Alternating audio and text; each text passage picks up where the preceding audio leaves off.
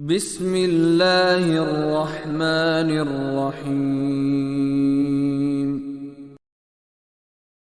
يا أيها الذين آمنوا ليستأذنكم الذين ملكت أيمانكم والذين لم يبلغوا الحلم منكم 3 مرات من قبل صلاة الفجر وحين تضعون ثيابكم من الظهيرة ومن بعد صلاة العشاء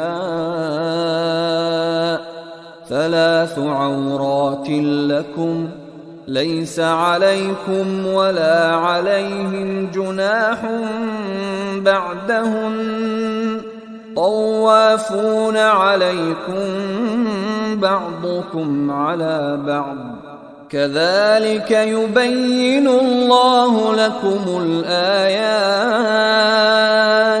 والله عليم حكيم.